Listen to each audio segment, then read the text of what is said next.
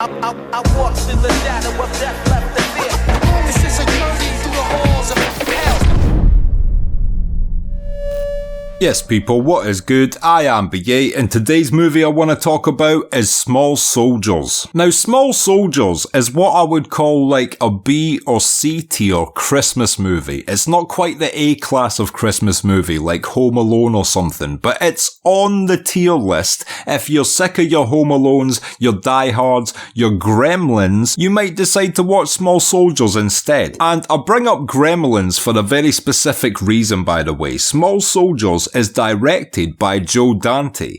Joe Dante also directed Gremlins, and when I think about the two movies, this is just basically Joe Dante's more PG remake of Gremlins. There's so many similarities. There's a good gremlin and bad gremlins. The bad gremlins start tearing up the neighborhood. The bad toys start tearing up the neighborhood. The good gremlin sides with the humans to stop the bad gremlins. The good toys side with the human to stop the bad toys. So I feel like Joe Dante has actually remade his own movie, and quite inferiorly, by the way, because Gremlins is an unadulterated A-tier classic, and Small Soldiers isn't quite there. But that being said, it's still an enjoyable movie, and I was only bringing it down a little bit when comparing it to Gremlins, which Joe Dante also made, but this is still a fun and enjoyable film if you watch it in its own right and don't make that comparison. But it is quite funny how similar they are when you start to think about it. Anyway, if you haven't seen it, the movie starts with a new line of toys being produced, which are given literal chips put inside them, which allow them to develop personalities.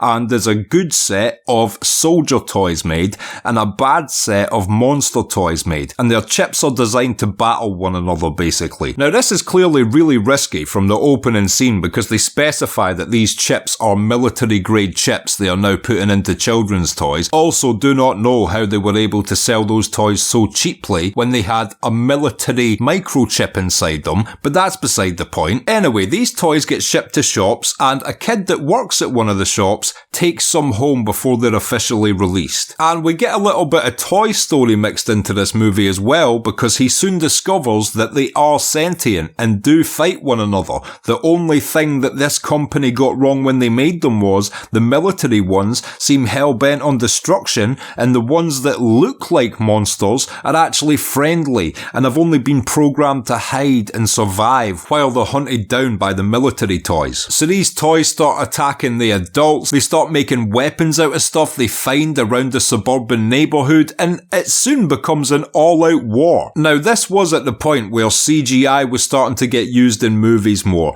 and for better or worse, there are moments when you can tell it's actually toys on the screen, and there are moments you can tell it's CGI. I guess I give this movie a bit of leeway, because when you're thinking about CGI, the number one criticism of bad CGI is, oh, it looks like plastic, it looks fake. And in this specific instance, toys are supposed to look plastic and fake, so CGI kind of works better within the context this film uses it than any other movie has, other than Toy Story, I guess. But you know what I mean? Bad CGI looks plastic, toys look plastic, it's kind of a match made in heaven. But yeah, this is just another one of these movies I find fun just due to the amount of practical effects they generally have going on in any given scene. And yes, sometimes it is CGI, but a lot of the time they have figured out ways to make these toys work within the scenes and all the weird contraptions and vehicles the toys build. If you're a creative person, it's just a very interesting film because it's throwing a lot of shit at you conceptually. You know, you're like, wow, if I was a little toy, I'd have made a little flamethrower machine as well. You know, you can be thinking about things as small as that, all the way up to making comparisons to Gremlins, for example. Also, shout out to the voice cast. It's got a very good voice cast, this film. People like Tommy Lee Jones, Kirsten Dunst are all involved, so you will notice a few voices throughout this film. And I don't know how to sum up this review. It's a strange one for me, Small Soldiers, because it's not quite a classic, but it's not bad. It's one of those ones, again, where it's enjoyable enough. I'll probably rewatch it in my life more than other films which I regard as better made, which is a strange thing, but there are a few movies I've reviewed which fall under that category, and Small Soldiers is another one. I mean, it's not to be taken serious, it's a bit of fun, it's a light reboot of Gremlins for a younger audience. All these things are true, but I'll tell you what, if you've never seen it before, there's just a lot to be enjoyed from watching this film for the first time. And it's just a shame it doesn't quite stick the landing, because I think this concept could have been a classic in a different world, a world without things like Gremlins and Toy Story, but alas, both of those things exist. They got put in a blender, and here's Small Soldiers, not quite a classic, but enjoyable enough to watch. So if you ain't seen it before, do yourself a favour, kinda, and check out Small Soldiers. Let me know what you think below. I think it's alright. And until next time, if you've liked this review, click like, subscribe, comment down below, come over to the Patreon, sign up and help support me personally. I've been BA. Peace.